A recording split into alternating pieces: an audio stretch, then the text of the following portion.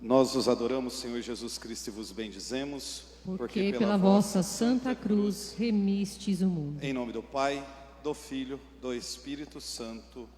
Amém. Sentar um instantinho, irmãos. Bom dia a todos. Bom dia. Misericórdia, gente. Bom dia. Bom dia. Deus abençoe a vida de cada um de vocês. É uma alegria e uma graça de Deus poder estar com vocês nesse final de semana, para junto nós sermos edificados pela palavra do nosso Deus. Aleluia. Que a palavra do Senhor possa modificar o nosso caráter e nos conduzir para o centro da vontade do Senhor. Que possamos, ao término de todo esse encontro, dar os frutos que Deus espera, frutos que permaneçam. Amém? Eu sou o Charles, moro lá em Sete Lagoas, estado de Minas Gerais. Há 8 anos morando em Minas, não sou mineiro, cresci aqui em São José dos Campos, interior de São Paulo, não sou paulista, sou de uma cidade chamada Tabira, lá do sertão de Pernambuco, graças a Deus, né? A gente saiu cedo de Tabira, fugindo da fome, e veio passar fome em São Paulo. Fome você passa em todo canto, né? Deus seja louvado. Faço parte da Paróquia Divino Espírito Santo na minha diocese de Sete Lagoas. Nosso bispo é Dom Francisco Cota e o nosso pároco, Padre Anderson Teodoro. Sou de uma comunidade católica chamada Missionários da Cruz. Sou casado com a Luciana em março agora do ano que vem. Vamos completar 15 anos de casados com a graça de Deus. E tenho um casal de filhos, a Kathleen, que veio comigo, está lá na livraria, lá no fundo, né? E o Israel, que ficou em casa ajudando a mãe ou bagunçando um pouco a casa, né? Depende do estado do humor da criança. E aqui eu estou em casa porque eu não sei se é o quarto, se é o quinto ano que eu já venho aqui, né? Então Deus seja louvado, quarto, quinto, por aí. Então eu me sinto assim.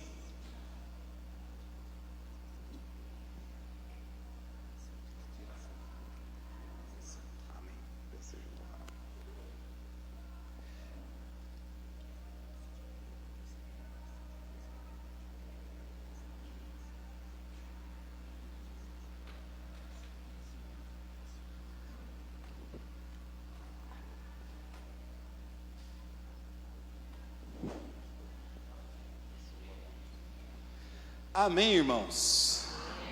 Você que trouxe a sua Bíblia, eu vou ler um texto que está em Gênesis capítulo 12.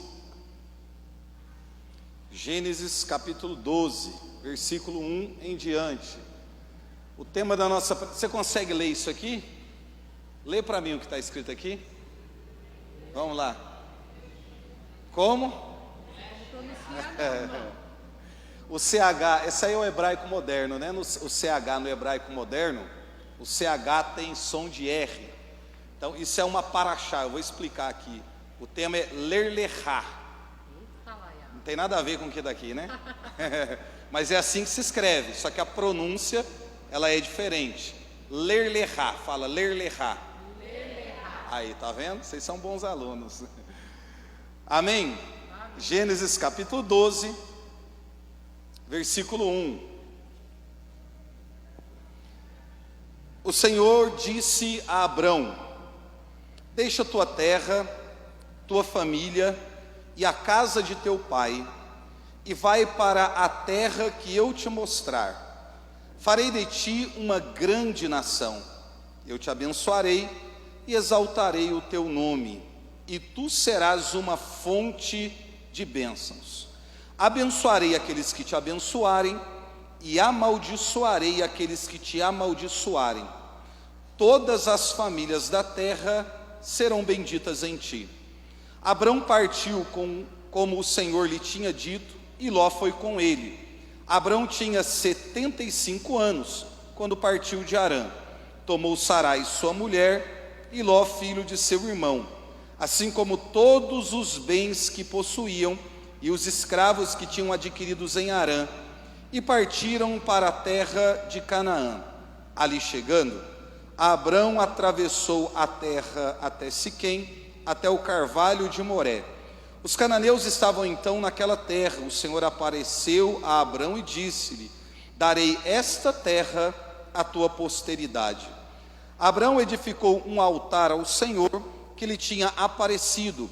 Em seguida, partindo dali, foi para a montanha que está ao oriente de Betel, onde levantou a sua tenda, tendo Betel ao ocidente e Ai ao oriente. Abraão edificou ali um altar ao Senhor e invocou o seu nome.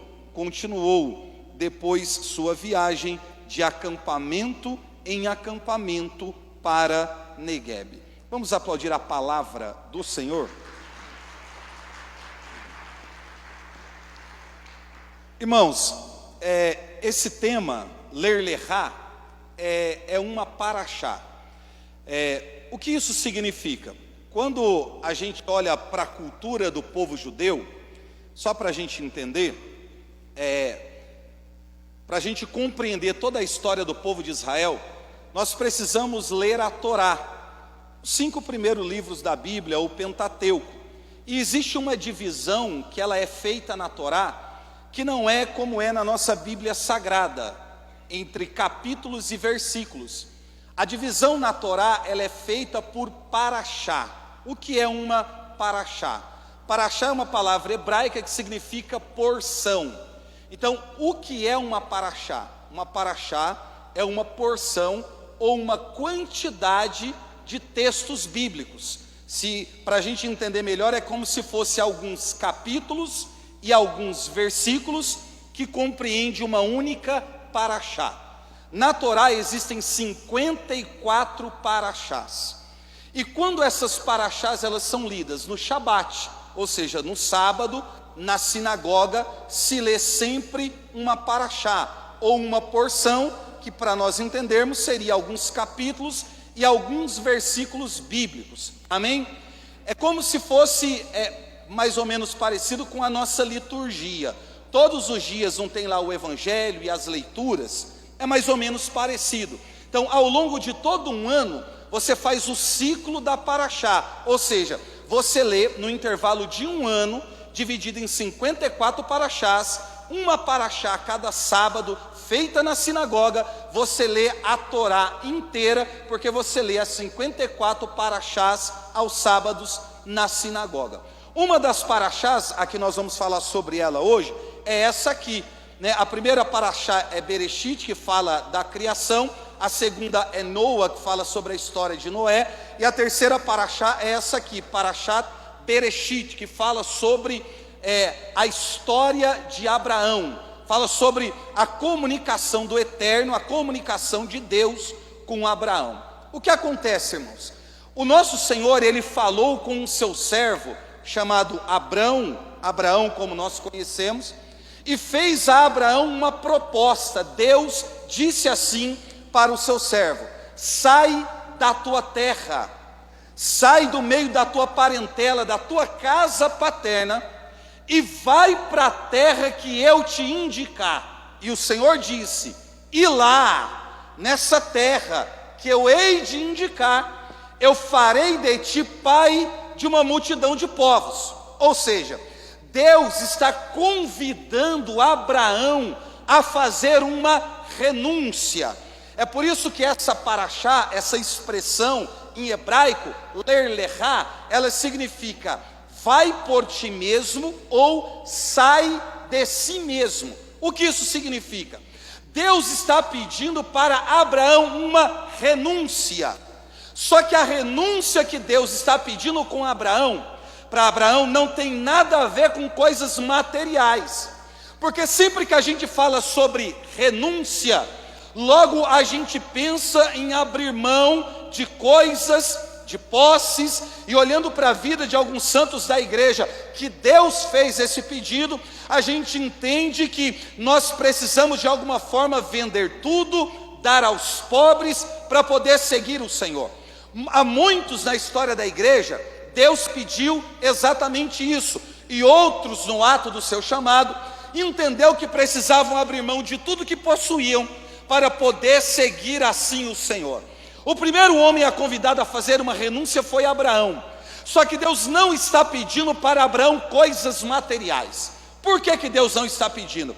Porque é muito fácil nós abrirmos mãos, muitas vezes, de coisas materiais. Depende do nível do nosso apego. É claro que existem muitas pessoas que são apegadas demais a coisas, e elas têm muita dificuldade em abrir mão daquilo que conquistou, ou de uma herança que recebeu, né? Nós percebemos isso na história, na parábola do jovem rico, que ficou muito entristecido, a Bíblia diz, porque ele possuía muitos bens. Ou seja, é alguém que já serve a Deus, segue os mandamentos desde a sua infância, ou seja, ele já cumpriu o critério para poder ser salvo, mas para uma vida de santificação, ele não consegue dar um passo além daquilo que faz, que é abrir mão do apego, dos bens, das coisas que tem, para poder seguir Jesus. Nós sabemos que algumas pessoas têm muita dificuldade de abrir mão daquilo que tem, e algumas pessoas são tão apegadas, mas tão apegadas, que elas são tão apegadas, e o apego está relacionado a coisas que nem têm uso e nem valor, como aquela camiseta que está lá no seu guarda-roupa há 5, 6 anos e nem cabe mais em você, mas você não tem coragem de dar para ninguém, porque você diz, ela é minha. Você não empresta, você não dá, você não vende, você não joga fora, só ocupa espaço no seu guarda-roupa. Provavelmente você nunca mais vai usá-la, mas você tem um apego tão grande que você não joga fora. É calça, é sapato, é camisa, é um monte de tralha que tem em casa, que você deveria ter jogado fora, mas você é tão apegado que você não consegue se desprender dessas coisas. Tem gente que tem um apego muito grande, então não abre mão de nada, é apegado a tudo, não consegue se desprender. Existem outros que, dependendo daquilo que é convidado a renunciar, consegue fazer. Ou seja, desde que aquilo que foi pedido não seja exigente demais, que não seja difícil demais, a gente até consegue abrir mão de algumas coisas. E outras pessoas, dependendo do momento em que ela está vivendo, ou da profundidade da oração, ou da profundidade da conversão que o indivíduo teve, ou até mesmo pelo ato da empolgação de momento, a gente consegue abrir mão de tudo que tem por conta de um chamado. A gente que vive em vida de comunidade, muitas vezes a gente percebe isso. Há um tempo atrás, um rapaz chegou lá em casa e disse assim, olha, eu tenho uma moto para poder doar para a obra. Eu falei, não, irmão, eu não estou interessado na sua moto, eu estou interessado que você tenha coragem de doar você mesmo, porque tem pessoas que conseguem doar o bem material que adquiriu, mas leva para o ato do chamado o orgulho, a vaidade, a arrogância, a prepotência, a desobediência, a vontade própria, as suas paixões, ou seja, se desprende de coisas materiais, mas não consegue renunciar a si mesmo. E muitas vezes, quando elas dão alguma coisa em uma obra, elas acham que têm o direito de exigir alguma coisa, porque quando chegou, ela deu dinheiro, ela deu uma moto, ela deu um terreno, ou ela deu alguma coisa que tinha. Ela se acha no direito de exigir alguma coisa, porque se desprendeu de algo para poder ofertar naquela obra. O que eu estou querendo explicar para você? O primeiro homem que Deus chamou para fazer uma renúncia, a renúncia não tinha nada a ver com dinheiro, nada a ver com bens, nada a ver com terras, nada a ver com posses. Deus está falando com Abraão, eu quero fazer uma aliança contigo, mas eu não consigo, ou melhor, eu não posso fazer uma aliança com você, se você continuar com a mesma mentalidade que você tem, porque senão não vai dar certo. Então Deus está dizendo, olha, sai do meio da tua parentela, sai da casa dos teus pais e vai para a terra que eu te indicar. Essa expressão ler-lehá foi usada pelo próprio Deus para Abraão, porque Deus disse isso para Abraão, sai de si mesmo, ou seja, eu quero fazer uma aliança contigo, mas eu quero que você morra para a sua vontade.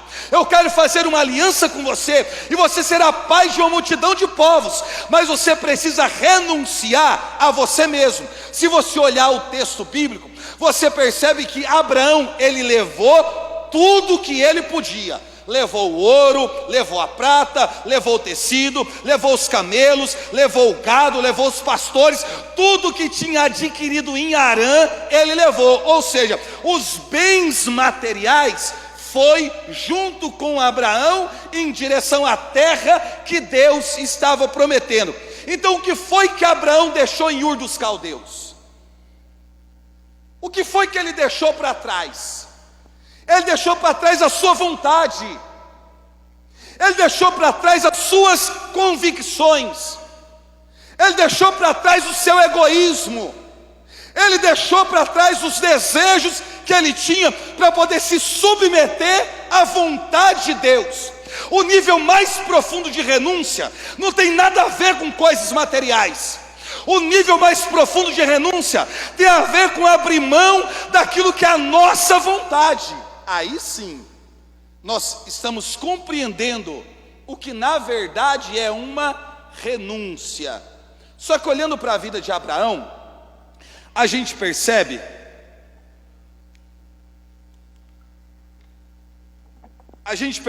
olhando para a vida de Abraão, que quando Deus fala com Abraão, Abraão tem dificuldade de entender na totalidade o que Deus está falando. E o que acontece com Abraão é aquilo que muitas vezes acontece conosco.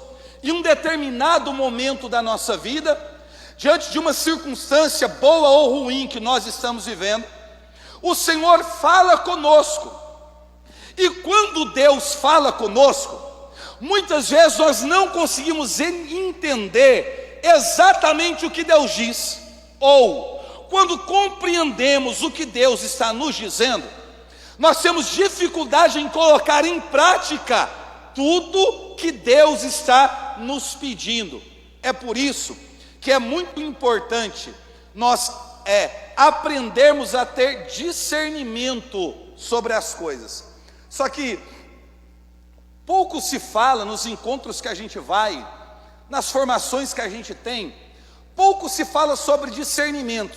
Eu tenho pregado isso. Hoje a gente está muito envolvido com uma espécie de fé epidérmica, ou seja, nós estamos muito apegados a sensações, a arrepios, a tremores, a choros, a reações e sensações físicas, limitando a ação de Deus a uma reação corporal, e a gente se satisfaz, ou seja, em um momento de oração, a gente entende que aquele momento é profundo, porque a gente ficou arrepiado. Ô gente, segundo a minha avó, até uma penada provoca arrepio na gente. Não é isso. A fé não está relacionada a sensações epidérmicas. Isso acontece, mas isso não tem nível de importância nenhuma. Precisa de uma mudança, de uma transformação interior que seja muito profunda. Só que nós não somos mais ensinados, instruídos, adiante daquilo que nos é apresentado, a fazermos um discernimento espiritual sobre aquilo que acontece. Ou seja, a nossa percepção de mundo, de realidade, ela está toda deturpada. Quando Deus fala, ou quando a gente ouve uma voz no nosso coração, a gente não sabe se é Deus, se é o diabo, ou se é a nossa própria consciência. Ou seja, nós temos dificuldade de separar as coisas, de setorizar as coisas, e aí a gente não consegue entender se é Deus ou se não é. E aí muitas vezes a gente faz aquilo que a gente quer. Aí o que eu tenho percebido, hoje tem muita gente que está renunciando o que Deus não pediu e ficando com aquilo que Deus pediu para abrir mão, porque não consegue fazer um discernimento profundo sobre essas coisas. Aí quando você vai falar assim, olha gente, era melhor vocês fazerem tipo um exercício espiritual de Santo Inácio, procurar um tipo de uma espiritualidade que fizesse a gente mergulhar um pouco mais, para que a gente pudesse raciocinar um pouco mais, para que a gente pudesse examinar as coisas um pouco mais, para que a gente pudesse deixar aquilo que é ruim de lado e reter aquilo que é bom, para que a gente percebesse as ações, as insinuações, as seduções do diabo, a nossa consciência, a transgressão que está na nossa alma. A gente não quer, e aí a gente é enganado o tempo inteiro. Irmãos, sinal disso é Abraão. Abraão ele fez uma coisa boa e uma coisa ruim diante do chamado de Deus. O que Abraão fez de bom? Abraão ouviu a voz de Deus dizendo assim, olha, sai da tua terra, da tua casa paterna e vai para a terra que eu te indicar. Primeiro, Deus é Deus. Ele poderia fazer uma aliança com Abraão em qualquer lugar que Abraão estivesse. Só que a metodologia de Deus é diferente. Aonde Abraão mora é o berço da idolatria. Ali é o início da civilização. É uma terra de idolatria. O seu pai é idólatra. A família de Abraão vive do comércio dos ídolos que eram entalhados, construídos pelo barro, feitos pela madeira, e isso era comercializado, era fonte de renda da casa de Abraão. Ou seja, seu pai é idólatra, a região que ele habita é o berço da idolatria na antiguidade, e Deus está dizendo: olha, eu quero fazer uma aliança com você, mas eu quero que você saia desse ambiente, porque assim, Abraão, eu quero fazer algo com você, mas o ambiente que você está não é um ambiente propício para que a graça aconteça. Então sai do meio desse povo, sai da sua casa paterna e vai, ou seja, morre para você mesmo. Abraão fez. Abraão saiu do lugar aonde ele estava, mas no ofício de sair, ele cometeu um erro que não deveria ter cometido, que às vezes passa desapercebido nas Sagradas Escrituras. Abraão deixa o ouro, Abraão deixa a prata. Ou melhor, Abraão leva o ouro, Abraão leva a prata, Abraão leva o tecido, Abraão leva os camelos, Abraão leva os animais que tem, leva os pastores, leva tudo que lhe pertence, leva a sua esposa. Ok. Só que a Bíblia usa essa expressão assim: e Ló foi com ele. Isso não era para ter acontecido, porque o que Deus disse foi: sai da tua casa e do meio da tua parentela. Ou seja, o que eu tenho que fazer com você é com você. Se você for ler toda a paraxá, se você for ler toda a história de Abraão, você vai perceber que a maioria dos problemas que Abraão teve foi por causa de Ló.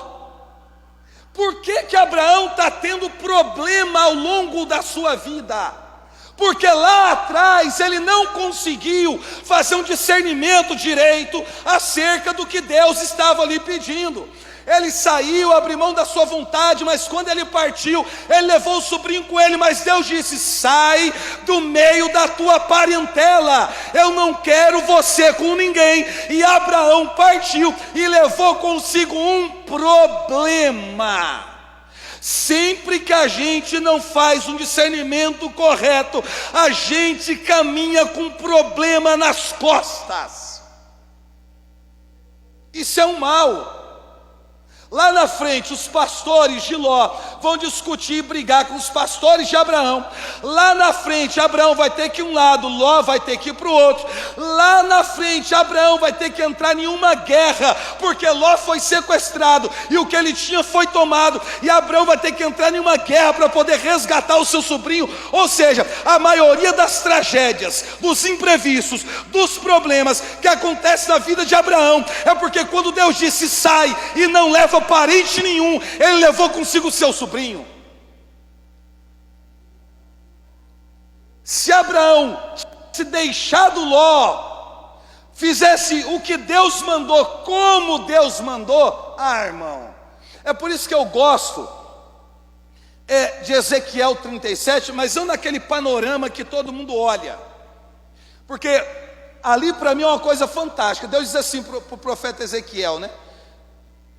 Ele tem aquele arrebatamento em espírito, tem aquela visão, é levado para aquela planície onde está aquele vale de ossos sobre a terra, enfim. E Deus diz assim para ele assim: olha, caminha aí por todas as direções. O que isso significa? Deus está pedindo para que o profeta Ezequiel examine o problema por todos os lados. Examine todo o problema. Depois que ele andou em todas as direções, que ele passou por todos os lados, Deus fez uma pergunta, ou seja, agora que você fez uma avaliação, você chegou a uma conclusão.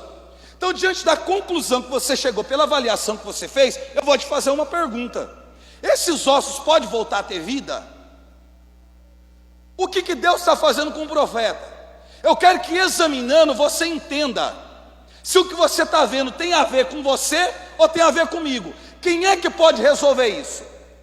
Porque se for o homem que tem que resolver, resolva.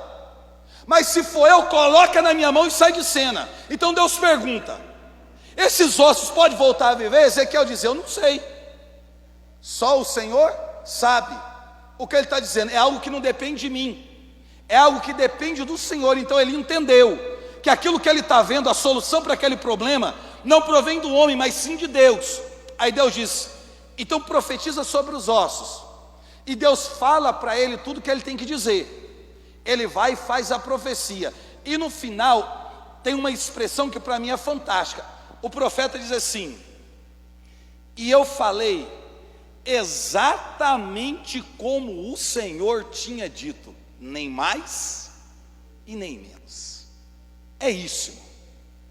Diante da vontade de Deus, diante do chamado de Deus, diante da voz de Deus, diante do que Deus tem para nós, a gente não faz nem mais e nem menos. É exatamente como o Senhor falou, é que a gente tem que colocar em prática. Charles, mas como eu vou saber exatamente o que Deus quer de mim? Fazendo discernimento acerca daquilo que está diante de você. Ou seja, começa a prestar atenção naquilo que Deus tem liberado sobre a tua vida e começa a colocar em prática exatamente como o Senhor mandou. Para quê? Para que você não carregue uma mochila carregada de problemas nas suas costas, para que no trajeto você não tenha dificuldade de chegar no lugar onde Deus determinou para você.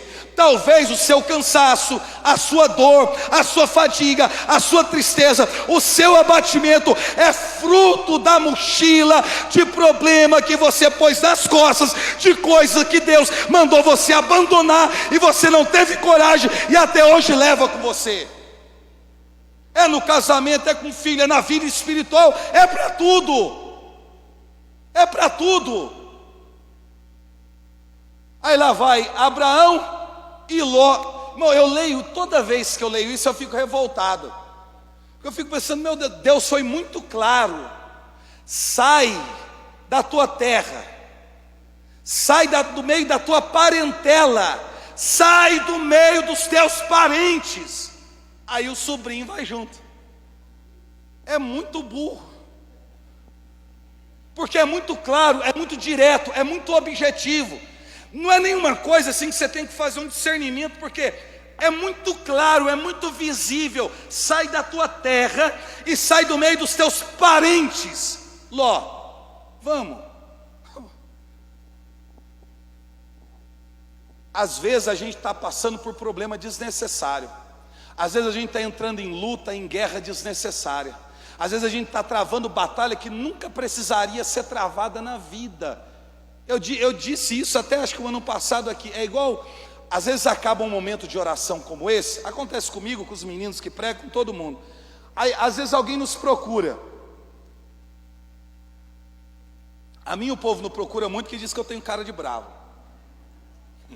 Aí o pessoal nos procura e fala assim: Charles, reza pela minha casa, reza pelo meu marido. O que tem o seu marido, irmã? Não, porque meu marido me trai, meu marido me bate, meu marido gasta o dinheiro, não paga conta, eu estou cheio de problema em casa, e aquela coisa, conta lá um cenário trágico. Aí você vê, realmente, é algo que necessita de uma intervenção divina. Dependendo do que as pessoas nos contam, a gente pensa: rapaz, diante de uma situação dessa, é só um milagre mesmo. Então as pessoas, elas vêm até nós pedindo para que a gente rogue a Deus, para que Deus faça um milagre na vida delas. Só que aí, peraí, vamos fazer uma leitura de como foi a vida dessa pessoa. Lá atrás, ela conheceu o rapaz. Aí quando conheceu o rapaz, apresentou para os pais, né? Normalmente o menino vai lá na casa para pedir a mão da moça. Eu acho que isso ainda existe, né? Não é possível. Não é possível que isso não exista ainda, né? Mas vamos assim, hipoteticamente, vamos supor que isso ainda exista no mundo em que a gente vive, né? Que um cara que quer namorar uma moça ainda vai pedir para os pais dela, mas enfim. Então foi lá. Aí o pai olhou para o rapaz e disse assim, depois, né? Não gostei dele. A mãe diz, não gostei. Aí o padre da paróquia diz assim, filha, tem certeza ele é estranho. Aí no grupo de oração, na comunidade, ninguém gosta, todo mundo olha e diz, esse negócio não vai dar certo. Aí o orientador espiritual está dizendo, minha filha, sai fora, isso aí vai dar errado, é problema.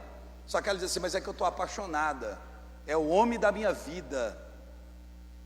Aí, não escuta pai, não escuta mãe, não escuta irmão, não escuta amigo, não escuta o padre, orientador espiritual, fundador, coordenador de grupo, amigo, não escuta ninguém. Namoro está dando errado. Aí noivou, todo mundo dizendo não casa. Aí foi lá, contra a vontade de todo mundo, casou. Aí casou, a vida virou um desastre. Aí quando chega aqui na frente está dizendo assim, reza pelo meu marido. Meu irmão, acho que é por isso que ninguém me pede muita oração. Todo mundo que não tem coragem de tomar decisões acertadas na vida, vai viver dependente de milagre. A maioria dos milagres que as pessoas estão pedindo para nós orarmos, é por conta de decisões erradas que tomou lá atrás. Aí você não teve coragem de resolver a sua vida, e você quer que eu resolva para você? Eu não vou resolver para você. Aprenda a tomar decisão na sua vida. Pode doer, pode chorar, pode sofrer, você pode não gostar de mim, não tem problema, mas aprenda a resolver suas questões, porque se você não tiver coragem de renunciar, de abrir mão, você vai viver mendigando milagre de lugar em lugar. As pessoas que têm coragem de tomar decisões, pouco vão precisar de milagre amanhã, porque resolve a sua vida aqui atrás. Então vocês estão entendendo? É um problema que já está lá. Todo mundo está vendo que é uma tragédia anunciada, mas a pessoa insiste e vai porque está cega, porque está apaixonada, porque é desobediente, porque não ouve todo mundo, pelo calor do momento, pelo impulso. Abraão naquela coisa de sair de casa, o sobrinho está dizendo eu vou também, ele disse então vamos, pega aí todo mundo e partiu. Quando partiu começou o problema. O problema é porque ele está levando alguém que não era para levar. A gente pode dizer, meu Deus, mas por que não pode levar Ló? Porque o que Deus quer fazer é com Abraão, não é com Ló. O chamado de Deus é na vida de Abraão, não tem nada a ver com Ló. A aliança é com Abraão, a promessa é com Abraão. Pai de multidões será Abraão, não vai ser Ló. Não tem nada a ver com Ló. Então não adianta eu querer trazer para junto de mim aquilo que Deus está retirando. É que nem quando teve uma época que se cantava muito aquela música, que eu acho que ela nem católica é, Restitui. Já que cantava muito essa música, né? A maioria dos encontros que você ia estava cantando. E quando cantava a música eu ficava fazendo uma reflexão. Restitui, eu quero de volta o que é meu. Peraí, o que é seu? O que é seu? Restitui. Não. A questão não é pedir a Deus que me restitua ou que me devolva alguma coisa. A questão é eu fazer uma reflexão sobre o motivo pelo qual eu perdi. Porque se eu entender o motivo pelo qual eu perdi, talvez aqui na frente eu entenda que eu jamais deveria dizer, Deus, devolve. Porque talvez eu esteja pedindo para Deus restituir na minha vida algo que Ele mesmo tirou. Então como é que eu estou dizendo, Deus me devolve? E Deus está dizendo, não vou devolver, eu já tirei. Eu tirei da sua vida porque eu não quero que faça parte da sua vida, porque ia destruir a sua vida. Como você pode estar pedindo para devolver uma coisa que eu tirei que vai te destruir? Então muitas vezes a nossa oração, ela não pode ser assim, restitui. Tem que ser supera. Supera, irmão. Caminha, anda, prossegue, vai em frente, enxuga a lágrima, levanta a cabeça, cura suas feridas e vai. Não tem restitui, não vai ter devolução. Tem coisa que será devolvida? Tem coisa que Deus traz de volta? Está na palavra, tem. Só que tem coisa que foi o próprio Deus que permitiu a gente perder, para não ser causa da nossa condenação. E como eu posso pedir para Ele me devolver uma coisa que Ele tirou que vai me salvar? Aí a gente sai reproduzindo um monte de coisa por aí sem fazer reflexão de coisa nenhuma. Aí por isso que a gente não muda de conduta, não muda de postura e fica carregando o problema até o último suspiro. Está no derradeiro momento da vida e ainda está segurando o Ló na mão. Até quando você vai carregar esse problema?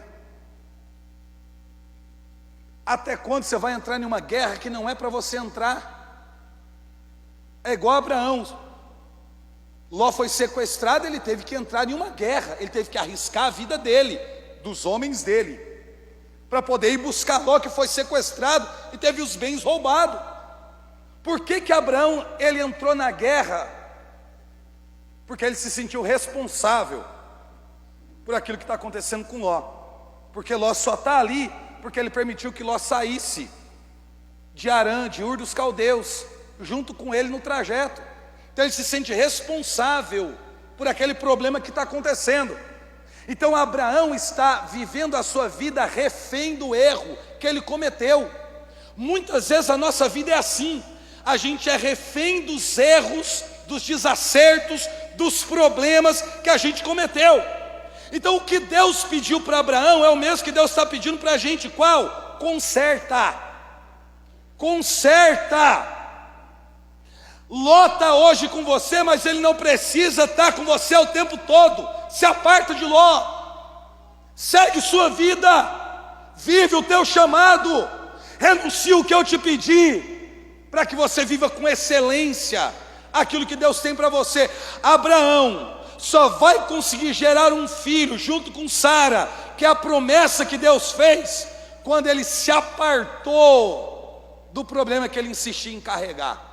E olha que Abraão ele arrumou problema atrás de problema, que não foi só Ló, foi a falta de examinar as coisas. É igual quando Sara chegou para Abraão e disse assim: olha, será se o problema não é comigo? Como Deus disse que Abraão seria pai de uma multidão de povos. Abraão é um homem de idade avançada, Sara também não é nova, os dois são de idade avançada. Sara é uma mulher estéril. O que Deus está prometendo é que ele seria pai de uma multidão de filhos, ou seja, ele precisa ter um filho homem, pelo menos, no mínimo. Esse filho homem tem que nascer de Abraão e de Sara, de um homem velho, uma mulher velha, que é estéril, ou seja, é impossível.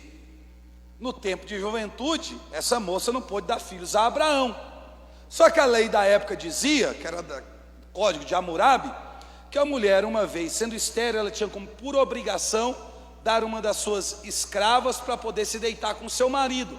Só que o homem tinha que fazer o pedido. O que isso significa? Já que Sara é estéril, Abraão tem o direito, pela lei que regia o povo na época, de chegar para Sara e cobrar, dizer assim: olha, já que você não pode me dar filhos, eu preciso me deitar com a escrava, com a sua serviçal, para continuar a descendência da família. É como se corrigisse alguma coisa.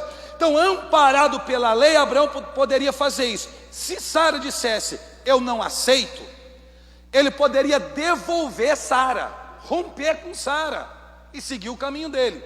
Irmãos, Abraão nunca chegou em Sara e disse: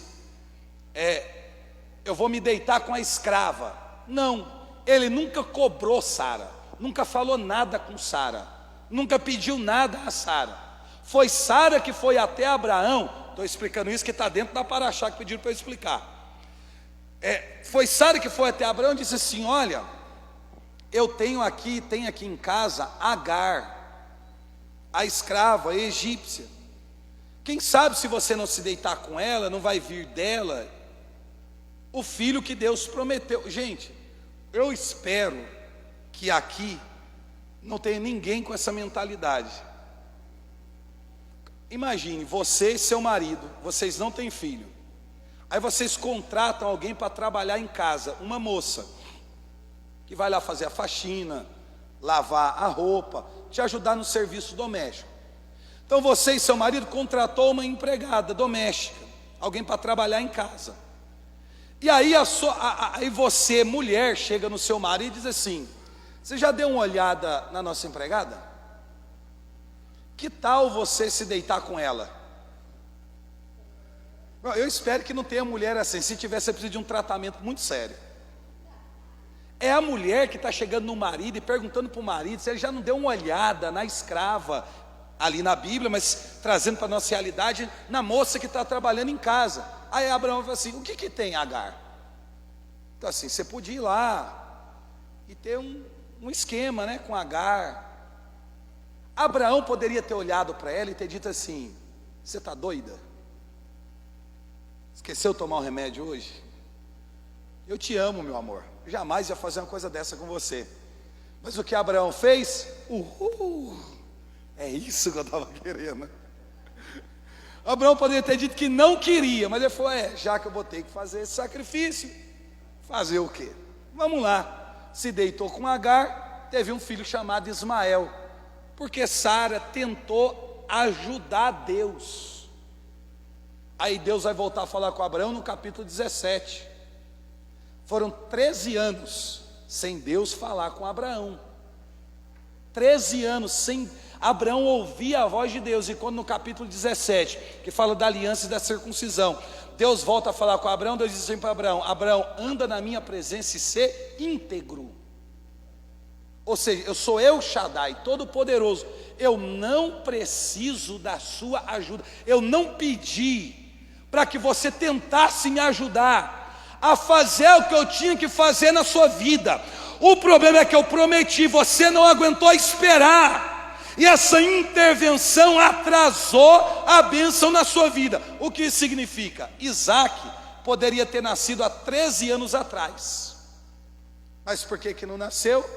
Porque ele ouviu Sara, eles tentaram ajudar Deus e atrasaram a bênção de Deus na vida. Às vezes o milagre que você está pedindo era para ter acontecido há 5, há 10, há 15, há 20 anos atrás. Só que os nossos católicos hoje estão assim. Eles estão indo de lugar em lugar atrás de um benefício, de uma cura, de um milagre. É isso. Vem aqui.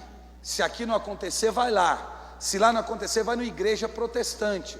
Se na igreja protestante não for curado, vai para o pai de santo, vai no terreiro de Umbanda, vai no centro espírita. Ou seja, a pessoa está indo em tudo quanto é canto para poder buscar o milagre que ela pediu. Só que Deus tinha prometido que ela receberia a cura.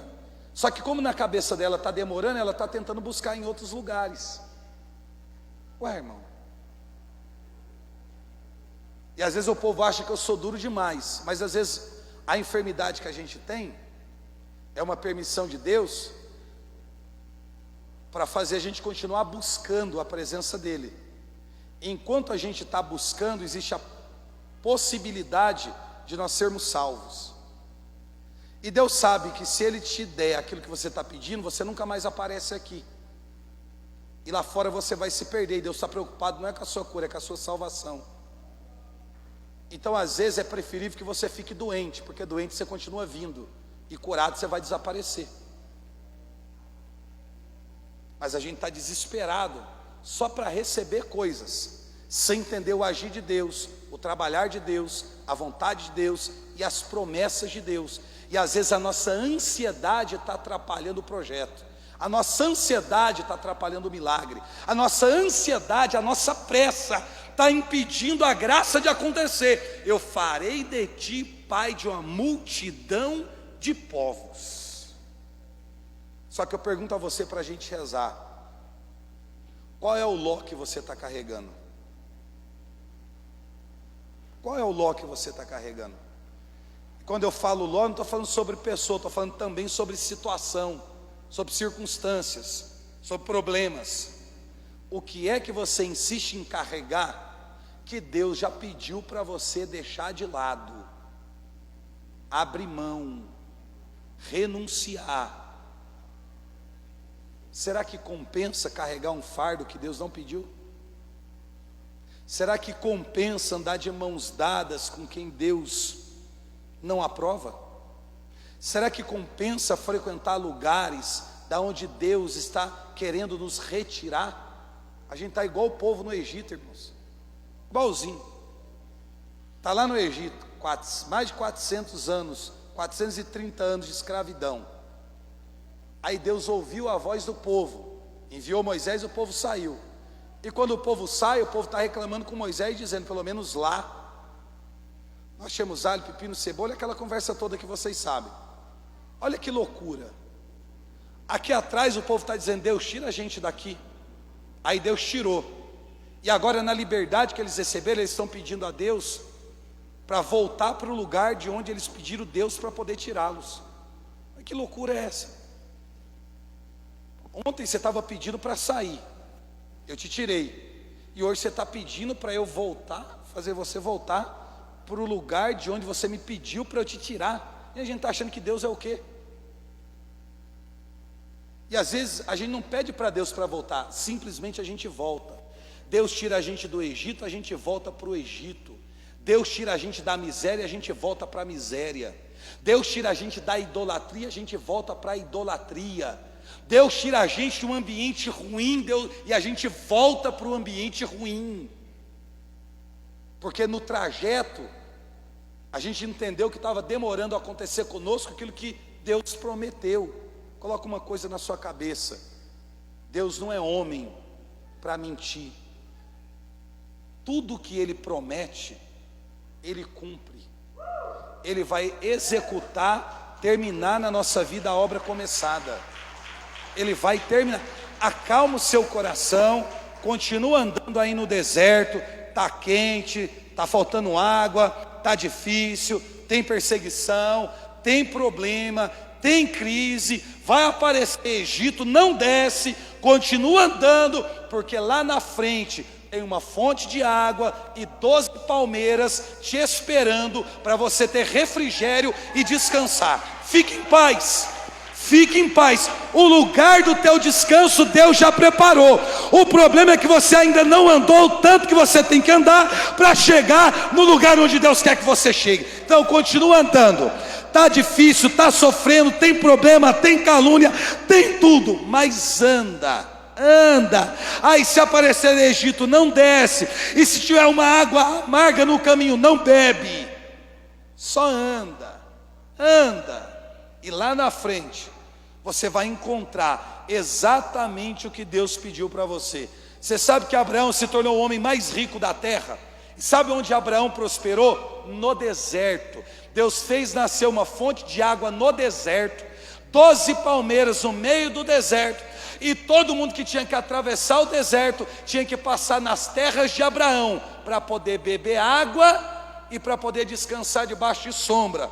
E Abraão, como tinha uma mente bem capitalista, o que Abraão fez? Ninguém passa pela minha terra, nem fica na sombra da minha palmeira, e nem bebe a minha água, sem deixar aqui um camelo, um jumento, uma jumenta, ouro, prata, tecido, alguma coisa, uma espécie de pedágio no deserto. Ninguém passava por ali sem deixar alguma coisa, porque Abraão no deserto é o único que tem água, é o único que tem sombra, é o único que tem palmeira. Às vezes o que Deus está dizendo para você, você não vai nem precisar me pedir para te tirar do deserto, porque eu sou Deus o suficiente para transformar o teu deserto em um manancial. Deus é capaz de fazer essas coisas. Deus é capaz. Tem gente que Deus tira do deserto? Tem. Mas tem gente que Deus vai levar o oásis lá para o meio do deserto, porque Ele é Deus, Ele prometeu e Ele vai cumprir. O que eu faço? Sai de si mesmo, morre para a tua vontade, morre para a tua vaidade, mata o teu orgulho, sufoca o teu egoísmo, a tua arrogância, a tua prepotência, se humilha na presença de Deus, se submete à vontade dEle, e tudo que há de vir, irmão, virá, e não vai demorar muito. Fique de pé para a gente rezar.